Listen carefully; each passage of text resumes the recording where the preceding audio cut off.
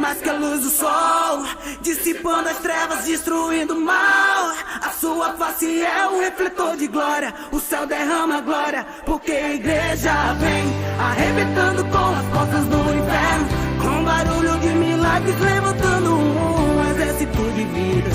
É a igreja santa, aqui perseguida.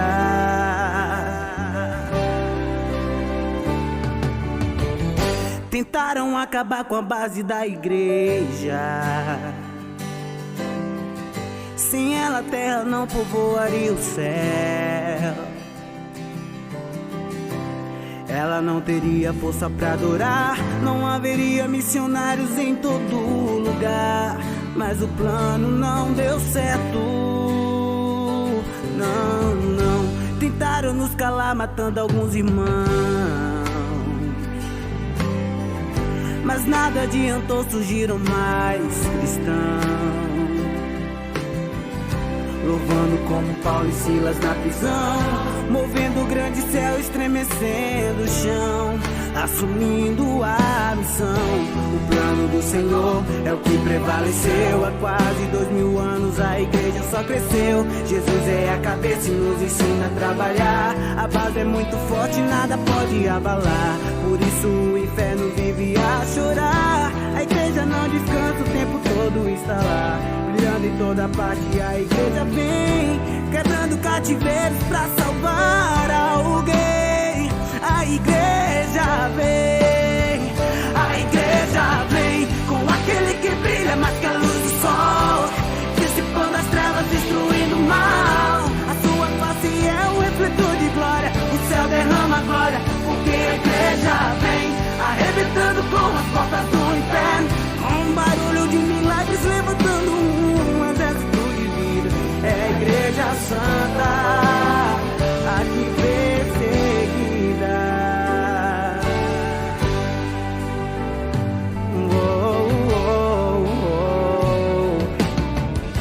O plano do Senhor é o que prevaleceu. Há quase 2000 anos a igreja só cresceu. Jesus é a cabeça e nos ensina a trabalhar. A base é muito forte, nada pode abalar. Por isso o inferno vive a chorar. A igreja não descansa, o tempo todo está lá, brilhando em toda parte. A igreja vem quebrando cativeiros pra salvar alguém. A igreja vem, a igreja vem com aquele que brilha mais que a luz do sol, dissipando as trevas, destruindo o mal. A sua face é um refletor de glória, o céu derrama glória, porque a igreja vem arrebentando com as portas do inferno, com um barulho de milagres, levantando um exército de vida. É a igreja santa, aqui perseguida. O noivo vem aí, ele está se preparando pra cantar no coral, junto com os anjos.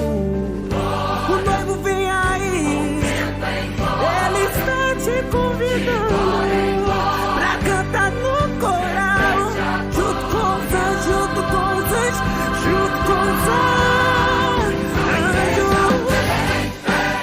Marca a luz do sol, dissipando as trevas, destruindo o mal. A sua face é um refletor de glória, o céu derrama glória, porque a igreja vem arrebentando com as portas do inferno, com um barulho de milagres, levantando um exército de vidas. É a igreja santa, a igreja vem com aquele que brilha mais que a luz do sol, dissipando as trevas, destruindo o mal. A sua face é um refletor de glória, o céu derrama glória.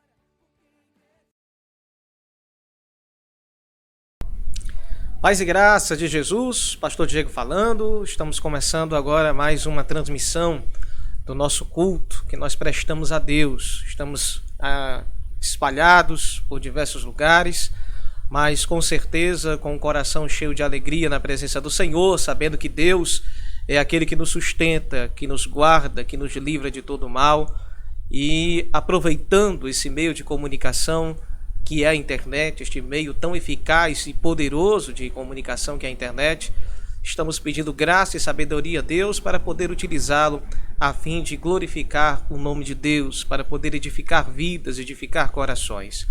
Você que nos acompanha agora nesse momento em sua casa ou no seu trabalho, independente do dia ou horário que acesse esse conteúdo, seja bem-vindo em nome do Senhor Jesus Cristo. Nós estamos começando mais uma transmissão do culto de doutrina, onde nós compartilhamos a palavra de Deus, onde oferecemos a Deus louvores ao Senhor. E tudo vai depender do seu coração. Se em seu coração você está bendizendo o nome do Senhor, está adorando a Deus em espírito e verdade, se nesse momento você pode separar este momento para fazer desse momento em que você assiste esse conteúdo um momento de devoção a Deus, você está cultuando ao Senhor em espírito e em verdade. Que Deus então possa abençoar a sua vida. Você também que tem nos acompanhado nas outras transmissões anteriores, nós agradecemos a sua audiência e agradecemos aqueles também, nossos amados irmãos e irmãs, e também até simpatizantes do Evangelho, ainda não convertidos, mas que ouvem a palavra, que são abençoados pela palavra e têm compartilhado o conteúdo cristão, o conteúdo bíblico que a Igreja Batista Moriá de Calcaia tem produzido. Muito obrigado a você que tem nos ajudado, certo? Nesses dias tão difíceis, quanto mais nós tivemos a oportunidade de exaltar a Deus, de compartilhar uma palavra de esperança, com certeza estaremos fazendo o nosso papel, não para promover o caos, mas para promover a restauração, a transformação de vidas.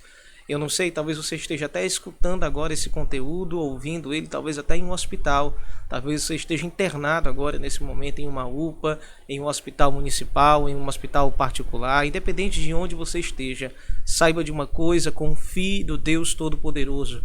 Deus é aquele que criou os céus e a terra e governa a história de cada um de nós. Ele cuida até mesmo dos mínimos detalhes de nossa existência. Nada foge ao poder soberano e absoluto do Senhor.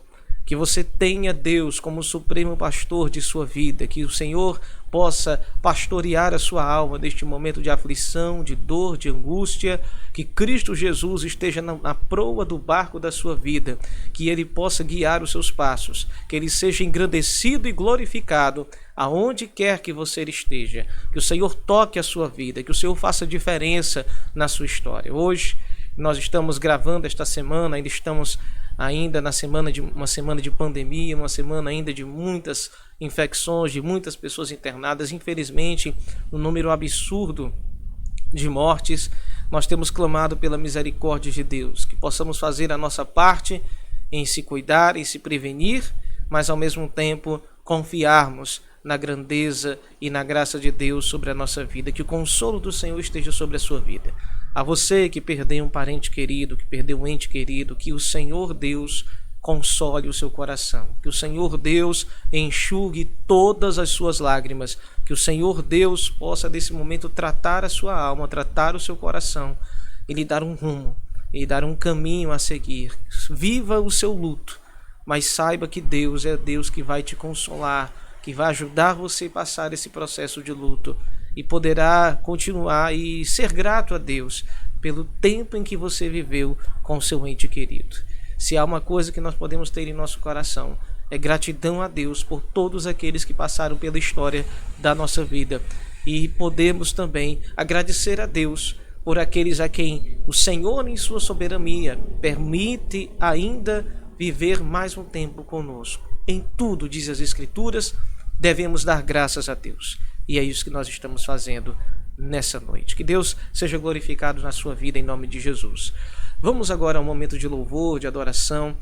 As irmãs que hoje gravaram louvores para poder exaltar o nome de Deus, acompanhe esses louvores, adore o Senhor em espírito e em verdade, medite nas letras e em seguida nós estaremos retornando para a ministração da palavra dessa noite. Deus lhe abençoe em nome de Jesus.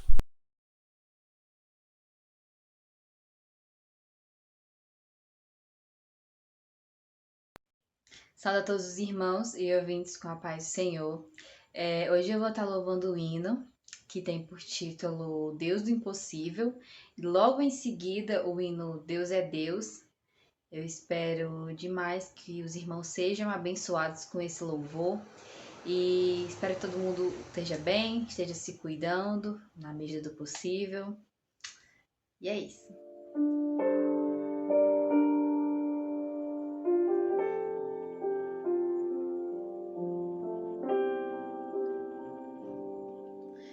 Quando tudo diz que não, a sua voz me encoraja a prosseguir. Quando tudo diz que não, ou parece que o mar não vai se abrir, eu sei que não estou só, e o que dizem sobre mim não pode se frustrar.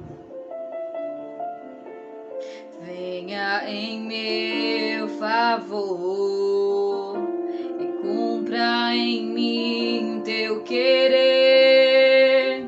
O Deus impossível não desistiu de mim. A sua destra me sustenta e me faz prevalecer. O Deus impossível não desistiu de mim. Sua destra me sustenta e me faz prevalecer. O Deus do impossível.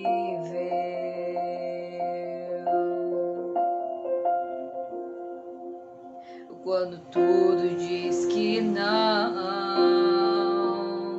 a sua voz me encoraja a prosseguir.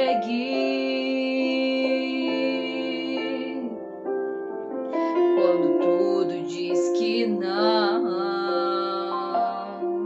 ou parece que o mar não vai se abrir, eu sei que não estou só, e o que dizem sobre mim não pode se frustrar. Não, venha em meu favor e cumpra em mim teu querer. O Deus impossível não desistiu de mim.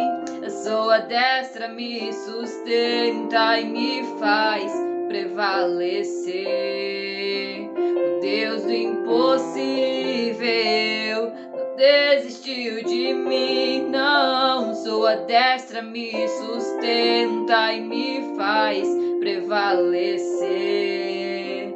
O Deus do impossível não desistiu de mim. Sua destra me sustenta e me faz prevalecer. Deus do impossível,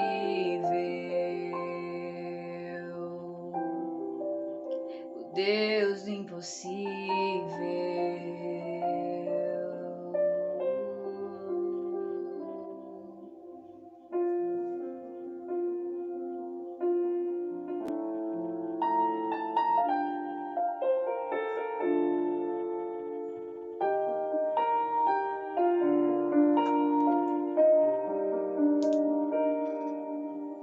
Minha fé não está firmada nas coisas que podes fazer.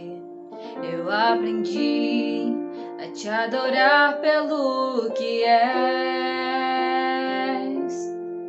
Dele vem o sim, o amém, somente dele, mais ninguém. A Deus seja o louvor. Se Deus fizer, Ele é Deus. Se não fizer, Ele é Deus. Se a porta abrir, Ele é Deus. Mas se fechar, continua sendo Deus. Se a doença vier, Ele é Deus. Se curado eu for, Ele é Deus. Se tudo der certo, Ele é Deus. Mas se não der, continua sendo Deus. Minha fé não está firmada nas coisas que podes fazer. Eu aprendi a te adorar pelo que és. Dele vem o sim, o amém, somente dele, mais ninguém. A Deus seja o louvor.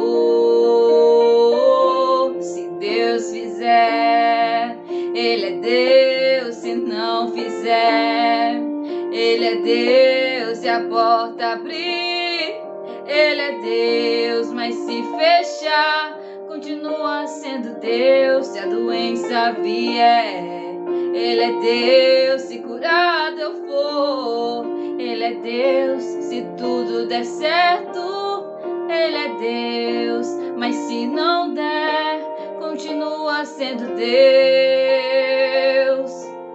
Eu não adoro pelo que ele faz, eu adoro pelo que ele é. Haja o que houver, sempre será Deus. Eu não adoro pelo que ele faz, eu adoro pelo que ele é. Haja o que houver, sempre será Deus. Se Deus fizer, ele é Deus. Se não fizer, ele é Deus. Se a porta abrir, ele é Deus. Mas se fechar, continua sendo Deus. Se a doença vier, ele é Deus. Se curado eu for, ele é Deus. Se tudo der certo, ele é Deus. Mas se não der, continua sendo Deus.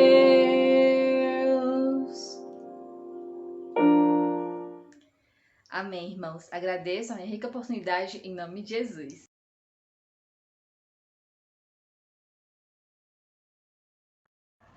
Pai do Senhor, irmãos, aqui é a irmã Natália. E hoje eu vou louvar um louvor que fala sobre a gente pedir a Deus que nos liberte de nós mesmos.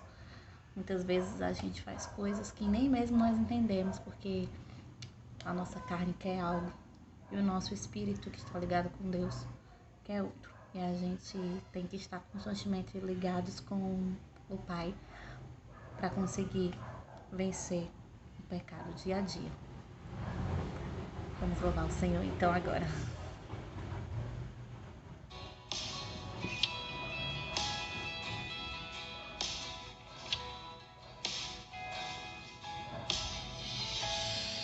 Não entendo o meu próprio agir sem tua graça. O que seria de mim?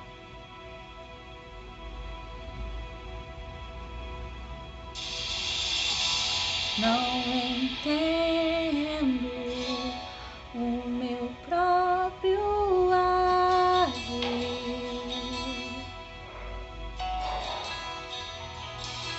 sem tua graça.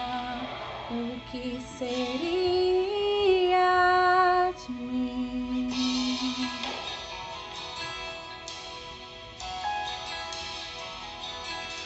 Pois o bem que eu quero fazer não faço, e o mal que eu não quero, esse sim acabo cometendo.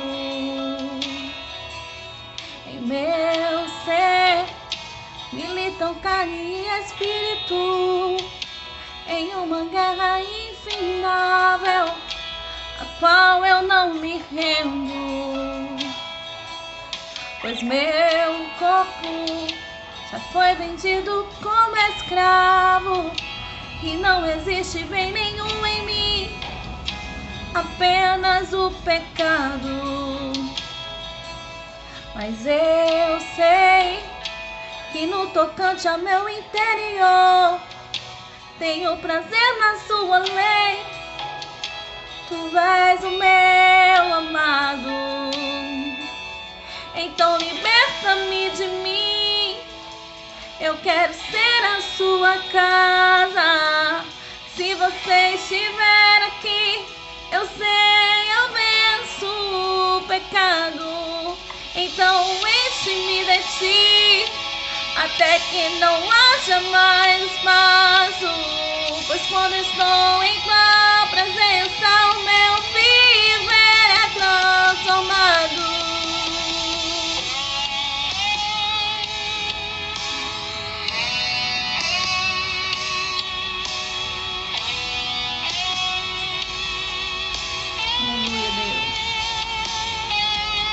Pois o bem eu quero fazer, não faço, e o mal que eu não quero, esse sim, acabo cometendo. Em meu ser militam carne e espírito, em uma guerra infindável, a qual eu não me rendo.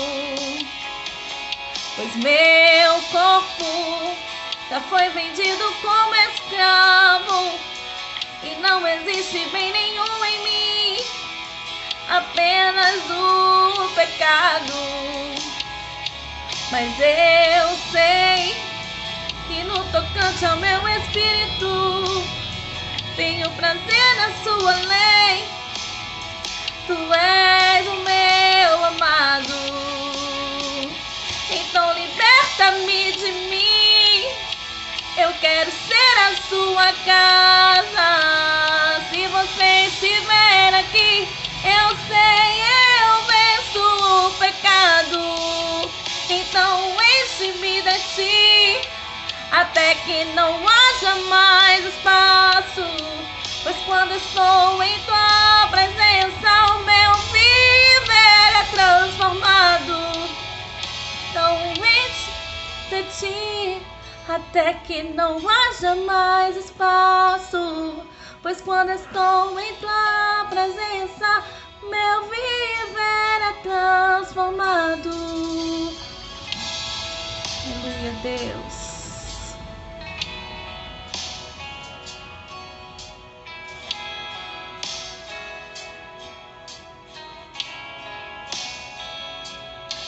E reina o Espírito sobre a carne.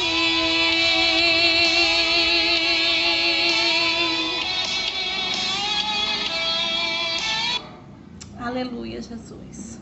Nós possamos deixar Jesus tomar de conta das nossas vidas e que as coisas espirituais possam reinar sobre as coisas deste mundo. Esse é o meu desejo para mim e para a sua vida. Amém. Amém. Paz e graça de Jesus. Retornamos então. E agora vamos ao momento da palavra do Senhor. Você que se dispõe de Bíblia nesse momento possa acompanhar a meditação de hoje. Hoje nós vamos estar então meditando na última mensagem de uma série de mensagens que nós estávamos caminhando nas pregações em nossa congregação local aqui no Metropolitano, falando como um tema principal, servos do reino.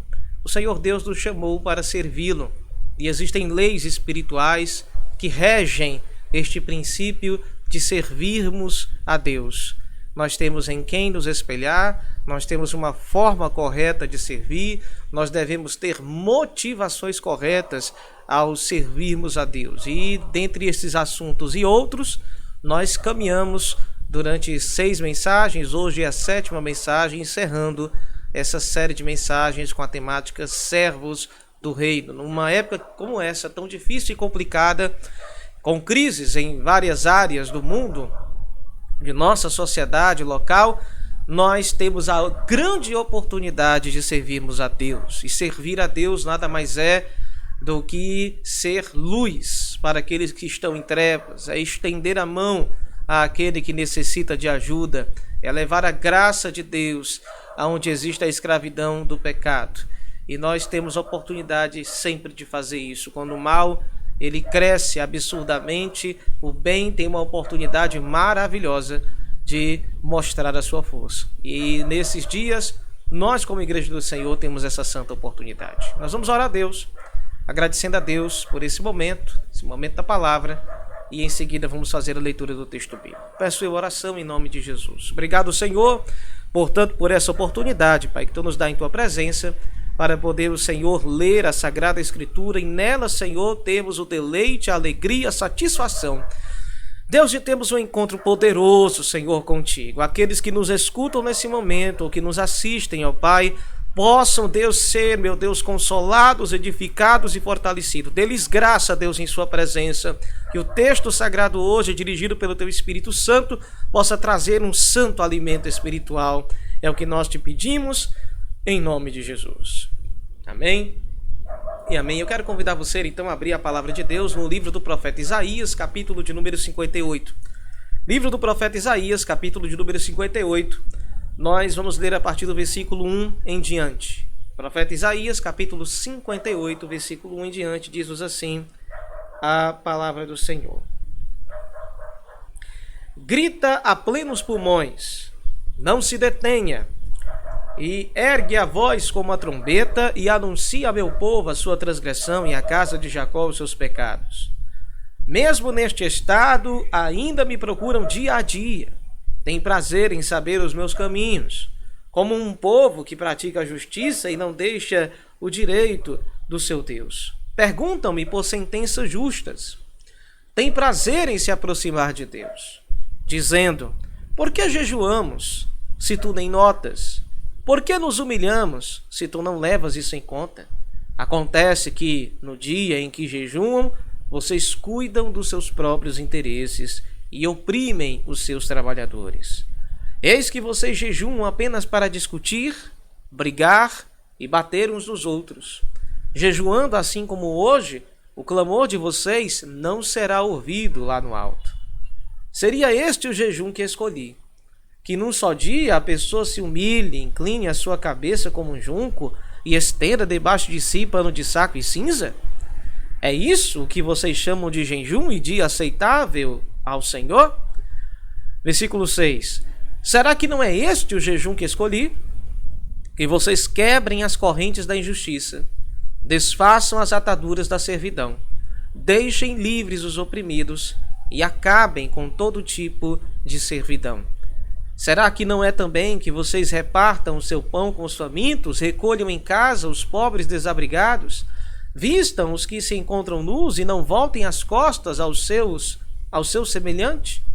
Então a luz de vocês romperá como a luz do alvorecer, e a sua cura brotará sem demora, a justiça irá diante de vocês, e a glória do Senhor será a sua retaguarda.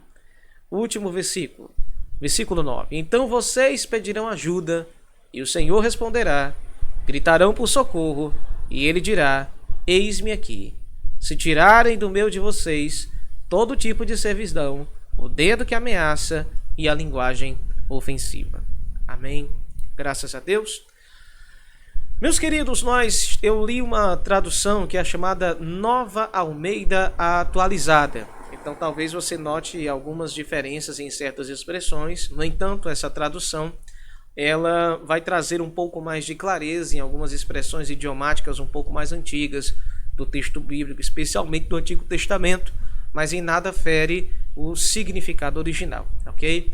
Mas você pode perceber comigo que nesses 9 versículos que nós acabamos de ler aqui, você percebeu que a grande temática seria a questão do jejum. Aqui Deus, então, ele desafia o povo de Israel a mudar o seu jejum, a mudar as suas práticas. Na verdade, ele está chamando o profeta Isaías para gritar em alta voz, para gritar a plenos pulmões, fazer a sua voz audível, conhecida, para que o povo de Israel o escutasse. Uma coisa é certa, e nós já tiramos uma conclusão daqui: nós precisamos fazer a nossa voz ouvida, não porque seja nossa, mas porque enquanto nós estamos falando a palavra de Deus, enquanto a nossa boca proclama a palavra de Deus, devemos fazer de tudo para que esta voz seja ouvida pela multidão. Deus, então, ao usar essa expressão, grita a plenos pulmões, fala em alta voz. Ele quer que nós preguemos em um tom de autoridade, de poder, de unção, que Ele mesmo concede a nós. Ele quer que sua palavra ela seja ouvida. Ele usa a expressão ergue a voz como trombeta. A trombeta era utilizada na nação de Israel, inclusive, para poder emitir grandes toques que tinham seus significados, significados para ir à guerra, significados para marchar, para parar de marchar, para poder descansar em um ambiente, ou então para se levantar e subir e continuar a sua marcha pelo deserto. Os toques de trombeta, eles tinham um som muito claro. E agora a voz profética, a voz da palavra de Deus, é esta voz que deve de fato trovejar no coração daqueles que a escutam. A igreja de Deus, ela deve ser ouvida com esta voz. A igreja de Deus deve erguer a sua voz como uma trombeta de Deus ecoando nesse mundo. Mas nós devemos e só temos a dignidade de ser ouvidos enquanto nós levantamos a nossa voz como a voz de Deus, ou seja, a nossa voz baseando-se nas Sagradas Escrituras. Não para poder simplesmente emitir as nossas próprias opiniões, mas naquilo que é de Deus. Se há algo em que o outro deva prestar atenção quando eu falo, que seja quando eu falo da palavra de Deus. Não me importa tanto se as pessoas ouvem ou deixem de me ouvir, em minha opinião pessoal, mas quando eu falar a palavra, que seja como uma trombeta de Deus ecoando nos corações. E em seguida, Deus é claro em dizer que isto é para anunciar os pecados. E por que anunciar de maneira tão enfática? Porque afinal de contas, meu amado irmão, minha amada irmã, o pecado destrói. O pecado leva o ser humano à morte, o pecado faz sofrer, o pecado o afasta da presença de Deus, o pecado, ele é uma maldição. Dessa forma, nós precisamos entender isso. Então, nós precisamos pregar com todo o poder a palavra de Deus para poder então ir contra todo tipo de pecado e transgressão. E aqui Deus agora convida, no caso, a nação de Israel para poderem fazer uma reflexão sobre a sua vida religiosa. Nós então estamos vendo aqui uma coisa interessante. É que Deus alerta, mostrando que a nação de Israel vivia uma religiosidade. Eles jejuavam. Nota-se que até mesmo aqueles que dizem ter uma vida espiritual séria, jejuam, mas não com tanta ênfase ou regularidade. Porque o jejum, inclusive, ele deve ser praticado com situações bem específicas e com intenções bem definidas. Aqui a nação de Israel, mesmo pecando contra Deus, vivendo uma vida religiosa de hipocrisia e falsidade, Deus fala que eles jejuavam com constância. Eles aparentavam, como diz o versículo 2, eles aparentavam, porque não era isso de fato. Eles aparentavam procurar Deus dia a dia, ter prazer dos caminhos dele, e aparentava ser um povo até que praticava a justiça e que jamais abandonariam o direito de Deus, que perguntavam quais são as sentenças justas do Senhor. Mas toda essa aparente religiosidade, essa aparência de espiritualidade que eles tinham em buscar a Deus, em orar, em jejuar, logo caía por terra, logo se demonstrava qual era a verdadeira intenção de toda essa religiosidade. Você pergunta, qual era, pastor, então, essa intenção?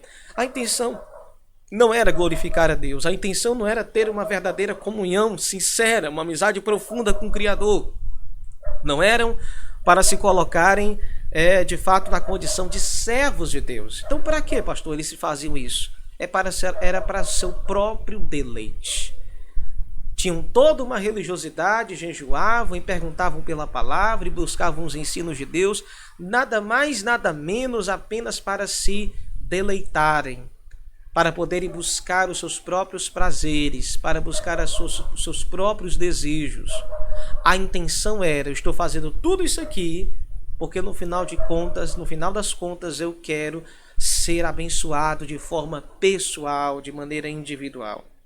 E por isso, ao perceberem que toda a religiosidade deles não estava produzindo as bênçãos que eles estavam querendo, as bênçãos que eles almejavam, com certeza deveria ser inclusive bênçãos materiais, as riquezas talvez que eles quisessem, ou então as adulações, as honras humanas que eles tanto almejavam.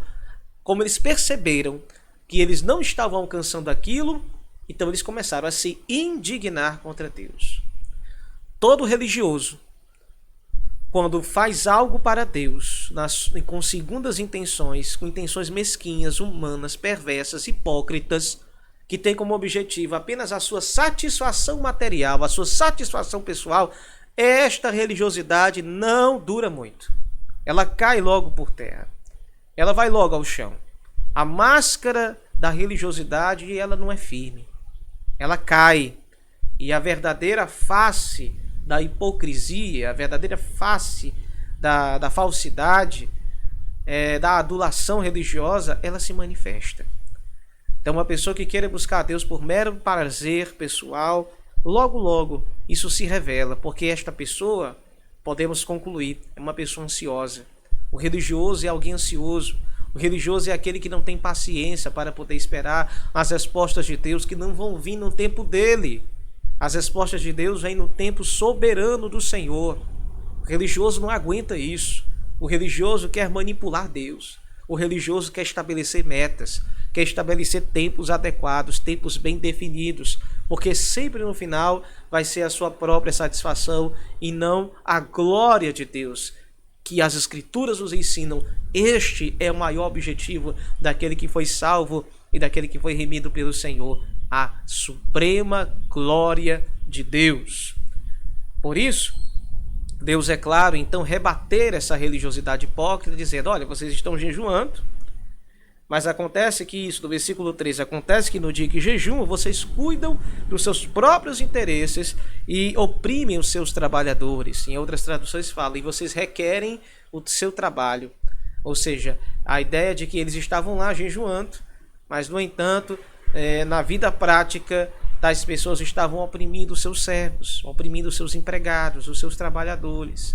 Ou seja, a vida de religiosidade, a vida de aparente espiritualidade não se refletia na vida diária, não se refletia na vida comum, na vida profissional, na vida secular. E se não se refletia na vida profissional, com certeza também não se refletia na vida familiar. Não se refletia, então, em outras dimensões. Uma das coisas que nós, inclusive, já meditamos aqui é que a verdadeira graça de Deus, a obra que Deus faz na vida de uma alma, é fazer com que a sua glória, o seu poder, o caráter de Deus em nós se manifeste em todas as áreas da nossa vida. Então, ele diz, Deus é claro em dizer, vocês estão oprimindo os seus trabalhadores, vocês estão com segundas intenções, a espiritualidade de vocês é hipócrita, a espiritualidade de vocês não é para a glória do meu nome. Veja outra coisa que Deus reprova. Então Deus reprova aqueles que, por exemplo, possuíam empregados, tinham empregados ao seu dispor e os maltratavam, não davam descanso a eles, não os tratavam como deveriam ser tratados, porque o verdadeiro jejum produziria mudança nessa área. Mas ele diz mais, Deus, no versículo 4, eis que vocês jejuam apenas para discutir, brigar e bater uns nos outros. Então, olha que coisa interessante, pessoas jejuando, clamando a Deus para que as suas contendas fossem resolvidas. E detalhe, viu? Eles contendiam com o outro e pediam, Deus, eu estou jejuando aqui para que a minha briga com o outro, o Senhor me dê vitória sobre o outro. O Senhor me dê vitória sobre essa contenda, que o outro perca e eu ganhe. E com certeza essas contendas aqui eram banais, eram brigas pessoais. Pare para pensar sobre isso. O ser humano no seu pecado, ele é tão louco, ele é tão cego, que ele se atreve a orar a Deus e até usar a santa arte espiritual do jejum, o santo jejum, para poder pedir a Deus para que Deus resolva as suas brigas pessoais. Eu acho que talvez você possa até fazer aí uma associação, inclusive com certos louvores atuais, em que parece que o louvor não é o louvor, parece que aquilo ali é uma lamentação pedindo a Deus que Deus me dê vitória sobre os meus inimigos, e esses inimigos seriam pessoas. Parece que essas pessoas nem sequer leram as Escrituras do Novo Testamento. Sim, no Antigo Testamento parecia ser claro que havia uma briga material, humana, mas o Novo Testamento, que é aquele que joga luz no Antigo e é aquele que nos desvenda aquilo que antes era mistério e oculto no Antigo Testamento, nos mostra que a origem de toda guerra não está na guerra humana, é uma guerra espiritual, como Paulo vai dizer na carta de Paulo aos Efésios. A nossa luta não é contra carne e sangue, nossa luta não é humana. Não temos inimigos humanos. Mas aí alguém argumenta, mas pastor, há uma pessoa que me oprime, há uma pessoa que traz problemas para a minha vida, há uma pessoa que me persegue. Ela não é minha inimiga, ela só é sua inimiga se você deixar que ela seja. Porque inimigos nossos só se tornam nossos inimigos quando nós declaramos guerra a eles. Se eles declaram guerras a nós, isso é problema deles. A Escritura diz lá na carta aos Romanos, Paulo ele fala, se possível, tende paz com todos. Nós não fomos chamados para uma guerra humana, para uma guerra de batalhas, uma guerra de discursos. Nós fomos chamados para guerrear no mundo espiritual. Fomos chamados para guerrear contra toda a influência diabólica sobre este mundo. E a nossa arma de guerra contra a influência do diabo neste mundo é usar as Sagradas Escrituras, é usar a pregação do Evangelho, é falar sobre a graça e sobre o poder de Deus. Então, Deus, ele fala no versículo 6, perdoe-me, no versículo de número 5, ele ainda continua dizendo, esse era o jejum que eu escolhi, que vocês se humilhem com pano de saco e cinza. É isso que vocês chamam de aceitável do Senhor? O fato é que quem jejuava geralmente se humilhava com pano de saco e cinza, sim. Mas Deus está dizendo que o espírito do jejum, a intenção real do jejum, não é meramente a humilhação física. Porque, inclusive, a palavra jejum no Antigo Testamento, ela é associada em seus radicais com a ideia de aflição de alma, de quebrantamento, de humilhação. Quem jejuava se humilhava perante a Deus, se quebrantava diante de Deus, abatia o seu ego, o seu orgulho, né, diante do Senhor. Então, quem jejuava no Antigo Testamento se afligia. Mas preste atenção nisso, por favor. Deus está dizendo aqui que essa não era a prioridade. Não foi isso que ele falou. O jejum, a prioridade do jejum não é afligir a aparência, né? Trocar a roupa por um pano de saco e cinza, jogar a terra na cabeça, se humilhar apenas materialmente, apenas superficialmente. Ele está falando de um jejum que é interno. Um jejum de coração, um jejum que vai motivar a pessoa para uma prática, para um comportamento. E aqui o que nós estamos entrando agora, sabe o que é? É encontrar o grande sentido dessa prática do jejum, da abstenção de comida e água, que faziam para poder dedicar um tempo mais intenso de oração e busca a Deus. A medida de se buscar a Deus com mais intensidade era para que se pudesse orar, clamar a Deus por propósitos bem definidos. Mas o supremo propósito do jejum tinha a ver aproximarmos-nos mais de Deus, para que Deus transforme o nosso caráter, para que Deus nos torne mais santos, para que Deus converta a nossa imagem segundo a imagem e semelhança dele, para que nos pareçamos mais com ele em verdade e justiça. Preste atenção nisso, meu amado irmão, minha amada irmã. O jejum não é apenas para eu ganhar ou perder causas pessoais. Não é para eu poder vencer disputas pessoais, como o texto está dizendo. Não é para eu jejuar e ainda manter uma vida de pecado e opressão sobre a vida alheia, a vida dos outros. O jejum é para transformar o meu caráter. Pastor, por que você diz isso? É porque no versículo de número 6 está escrito: será que não é este o jejum que eu escolhi? Que vocês quebrem as correntes da injustiça.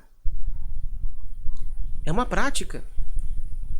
O jejum, então, motivaria aquela pessoa que está buscando a Deus a ser alguém que defenderá a justiça, que quebrará as correntes da injustiça, que desfaçam as ataduras da servidão. Ou seja, né, as cordas, né, aquilo que amarra as pessoas em escravidão, que vocês deixem livres os oprimidos, acabem com todo tipo de servidão. Olha que coisa linda, meus amados irmãos. O jejum é aquele que transforma o ser humano para poder ser um defensor da justiça, da verdade, da liberdade. E o versículo de número 7 vai dizer: será que não é também que vocês repartem o seu pão com faminto? Percebam que o jejum, literalmente, é a formação do caráter de Deus em nós. Nós estamos agora imitando o que aqui? Estamos imitando a Cristo. O Cristo que se preocupou com os pobres, que o seguiam em suas pregações itinerantes e que em dado momento uma multidão distante de suas casas distante de seus lares, não daria tempo para poder retornarem, não tinham dinheiro suficiente para poder se alimentar.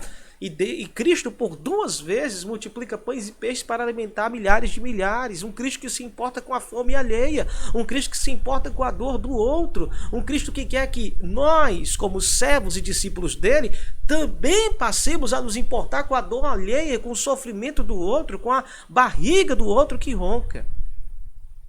Como nós já falamos aqui em ministrações passadas, em uma escala de prioridade, a Escritura é bem clara dizer que eu primeiro devo olhar para a minha família pessoal, devo olhar também para a minha família igreja e em seguida olhar para o mundo. Talvez nós não consigamos ajudar a todos na mesma intensidade e da mesma forma. E aí alguém pergunta, pastor, então a quem eu sei que eu devo ajudar com prioridade? Com certeza, numa escala de prioridade, as pessoas que eu devo ajudar são aquelas que estão mais próximas a mim, começando a olhar para aquelas que estão mais próximas a mim. Pastor, onde é que você se baseia nisso? Eu me baseio no Evangelho de Lucas, quando o próprio Cristo vai falar sobre o samaritano. Porque Jesus foi questionado, quem é meu próximo, Senhor Jesus? E aí ele falou, certo homem samaritano descia pela estrada e encontrou o homem à beira da calçada, quase morto por ladrões. Ele ajudou um desconhecido. Mas era um desconhecido cuja mão dele conseguia alcançar. Então preste atenção comigo. Nessa escala de prioridade, a quem devo então ajudar? Com quem eu devo repartir o meu pão? Onde eu devo recolher na minha casa? No versículo 7 de Isaías, recolha em casa os pobres desabrigados, vistam os que encontrarem nus, e não voltem as costas, não deem as costas para os seus semelhantes. Quem são estes a quem eu devo abrigar, ajudar, alimentar? Que sejam os primeiros próximos a mim. Ah, pastor, mas existem pessoas bem próximas a mim que não têm essa precisão. Então agora, levante a sua cabeça, olhe mais um pouquinho para longe e veja se tem pessoas assim. E assim vá olhando. Porque onde estende a sua mão, onde a sua mão pode alcançar, esse é o seu próximo. Então se Deus coloca pessoas em seu caminho, ou pessoas que você vê a oportunidade de ajudar, as ajude. Você está exercendo o Evangelho. E entenda que algumas pessoas criticam, né? Infelizmente ainda motivadas por essa guerra política e ideológica que nós vivemos nesse momento.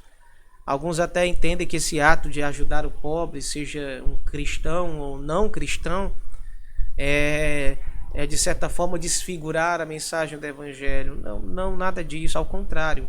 É apenas mais uma forma de pregarmos o Evangelho, porque no ato da ajuda, a pessoa olha para mim, é inevitável. Quem é ajudado por mim, não me olhe. E no ato de me olhar, ele vai tentar me conhecer. Quem é você que está me ajudando? Quem é você, estranho, que está me dando um prato de comida agora? Quem é você, estranho, que está me ajudando em minha necessidade? E nós, no ato de ajudarmos, nós nos apresentamos e mostramos o Deus a quem nós servimos e dizemos, eu estou aqui não por minha vontade, eu estou aqui porque há um Deus todo-poderoso que salvou e me resgatou a minha vida pelo sangue do seu Filho Jesus. E se eu estou aqui nesse momento ministrando essa ajuda a você, foi porque o Cristo que morreu na cruz e me salvou, me mandou fazer isso por você. E dessa forma, ali há uma pregação do Evangelho na prática. Não esqueçamos que, aliás, em Atos dos Apóstolos, capítulo 1, o evangelista Lucas, ele diz, escrevi o primeiro tratado, ó Teófilo, acerca daquilo que tudo Jesus começou a fazer e a ensinar. Há uma correlação entre ensino e prática na vida de Jesus, e Lucas parece que dá-nos uma ênfase de que primeiro Jesus fazia e depois ensinava. Ele primeiro ministrava pela prática e depois organizava didaticamente o seu ensino através do sermão. Mas ele primeiro pregava com a sua própria vida, com as suas próprias atitudes, o seu maravilhoso e poderoso Evangelho. Continuando então, nós temos então consequências, né? Nós temos consequências maravilhosas para aqueles que servem a Deus, para aqueles então que fazem este jejum, que é um jejum prático. Pastor, você está querendo dizer que o ato de ajudar ao próximo substitui a oração e jejum? Não, eu estou dizendo que a oração e jejum transformam o caráter de Deus em minha vida, implantam o caráter de Deus, ajudam a implantar este caráter de Deus em minha vida, que faz com que me leve este jejum para uma vida prática, de amor ao próximo, de amar a Deus sobre todas as coisas e o próximo como a mim mesmo. Ou seja, este evangelho é o evangelho do servir. Este jejum é o jejum do serviço. Você consegue ver isso no texto? Jejuar aqui é servir pessoas. Jejuar aqui é ajudar pessoas. Pense nisso. Entenda isso de maneira clara. O nosso Cristo é aquele que serviu. O Filho do Homem veio para servir e não para ser servido, e dar a sua vida pelos pecadores, como diz o Evangelho. Então ele continuando diz no versículo 8, então a luz de vocês, veja as consequências gloriosas, então a luz de vocês romperá como a luz do amanhecer. Você já viu como é que é lindo a luz do amanhecer? Você já viu nascer do sol? Coisa espetacular, o sol que inicia-se timidamente na linha do horizonte e de repente, após alguns minutos, ele rompe a linha do horizonte e os seus poderosos raios invadem o planeta Terra, se espalham sobre todos os lugares. A luz daqueles que servem a Deus é semelhante. Já pensou? Eis aqui que aquele que serve a Deus é aquele que brilha a glória de Deus, de maneira que onde ele chega é inevitável que alguém não perceba que ali o brilho da luz de Cristo está sobre aquela pessoa. Que coisa maravilhosa! Ele fala também, dizendo ainda no verso 8, e a sua cura brotará sem demora. Ah, meus queridos irmãos, em tempos como esse, nós clamamos tanto por cura, por restauração, por transformação. Deixe-me dizer uma coisa, olha o que a Escritura está dizendo aqui, e a cura daqueles que servem a Deus brotará sem demora. Deus no seu tempo oportuno, no seu tempo soberano, Deus não tardará em derramar cura. E olhe, se eu fosse aqui parar para falar sobre esse tipo de cura, essa cura não é apenas a cura física, essa cura é geral, é a cura emocional, é a cura espiritual. Oh, aleluia! A cura de amizades destruídas é uma cura em todos os aspectos. Não limite a cura de Deus apenas a uma mera cura física. Ele continua no versículo 8 dizendo, e a justiça irá diante de vocês e a glória do Senhor será a sua retaguarda. Que coisa espetacular! Os que jejumam para a glória de Deus, os que se quebrantam, os que se põem, dizem, Senhor, estou aqui me quebrantando diante de Ti, buscando mais a Tua presença para ser um servo de Deus melhor. É isso que o profeta está dizendo. A glória de Deus nos guardará. É como se a glória de Deus acompanhasse a nossa frente, a nossa retaguarda. Ele nos envolve por completo. Isso aqui é para demonstrar como Deus envolve por completo a vida daqueles que o servem. E veja como Deus garante no versículo 9 outra consequência maravilhosa deste jejum prático, esse jejum de serviço. Então vocês pedirão ajuda e o Senhor os responderá. Gritarão por socorro e Ele dirá, eis-me aqui. Meus queridos, parem para pensar nisso. Que privilégio extraordinário sabermos que, alcançados pelo sangue remidor de Cristo, perdoados pelo sangue de Cristo, salvos pela sua graça, temos o privilégio de clamarmos a Deus em nossas angústias e Deus nos garantir, eu vou socorrê-los, aleluia, eu vou socorrê-los, eu vou cuidar de vocês, eu vou guardar o meu povo. Vocês pedirão ajuda e o Senhor responderá, gritarão por socorro e Deus dirá, eis-me aqui. Queridos, eu quero caminhar para a parte final dessa meditação,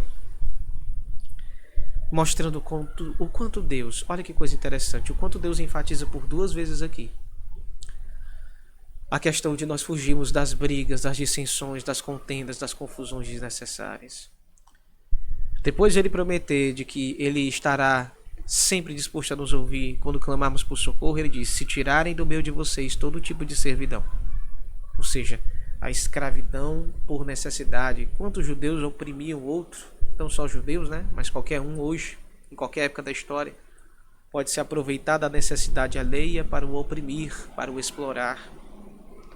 Se tirarem do meio de vocês todo tipo de servidão, o dedo que ameaça e a linguagem ofensiva, o dedo acusador.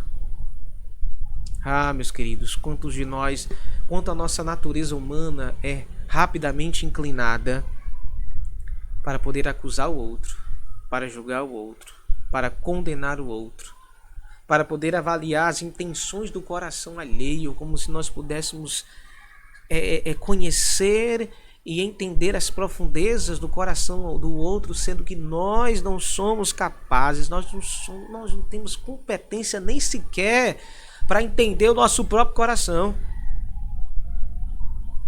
Satanás coloca nos nossos ouvidos dizendo, tá vendo, o outro falou isso, porque na verdade ele está querendo dizer isso. Quantos de nós já não caímos nisso?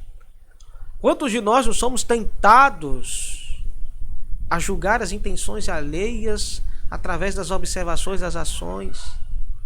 Mas só Deus é poderoso para julgar a intenção do coração. Salmo de número 139, Davi declara essa incompetência que nós temos de conhecer nem o nosso coração, que dirá o do outro.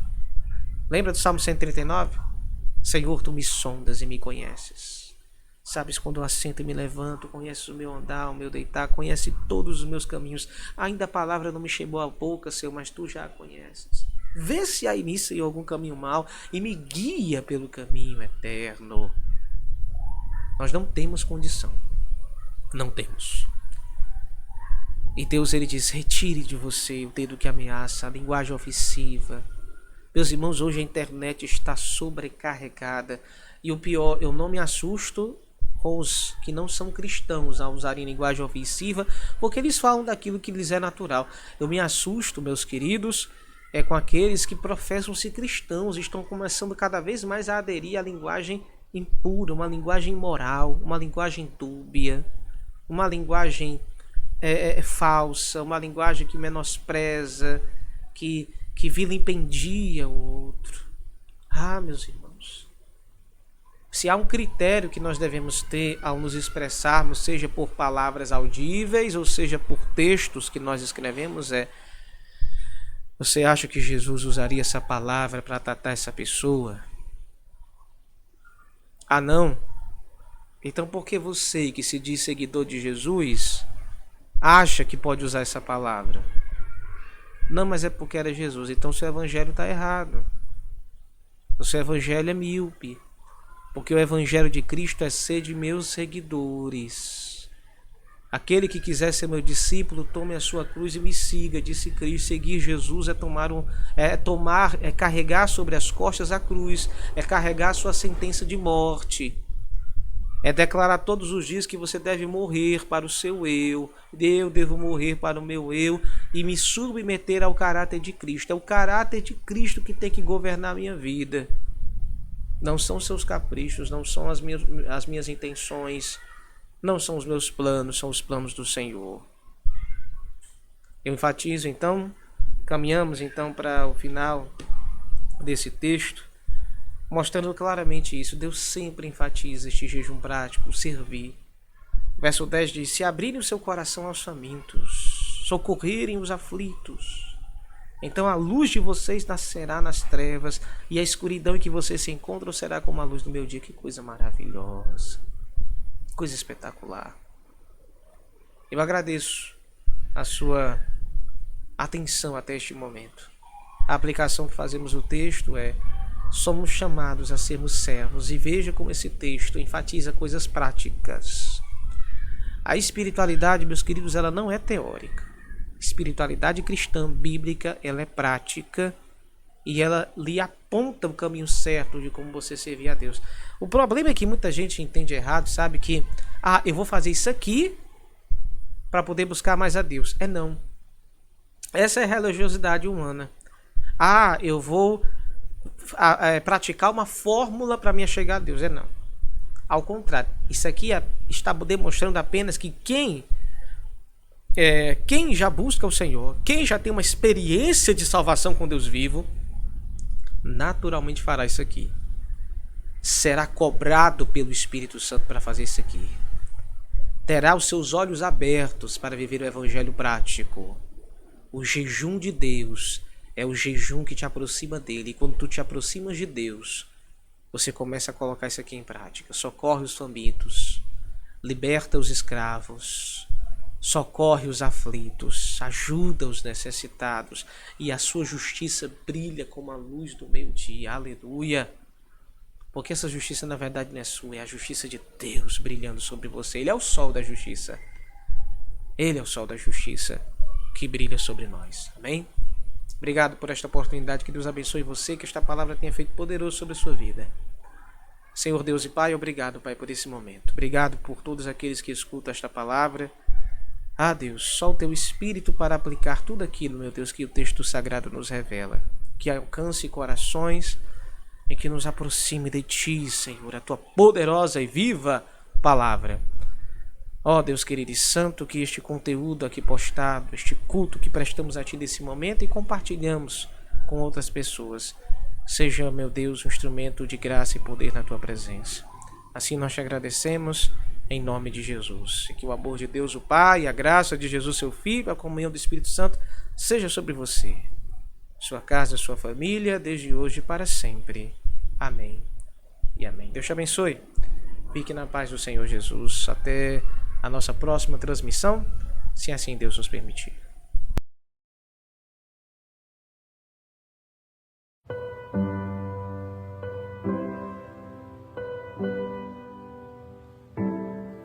Além do rio azul,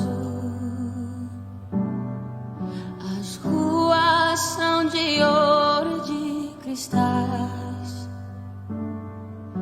Ali tudo é vida, ali tudo é paz. Morte e choro, nunca mais. Tristeza e dor.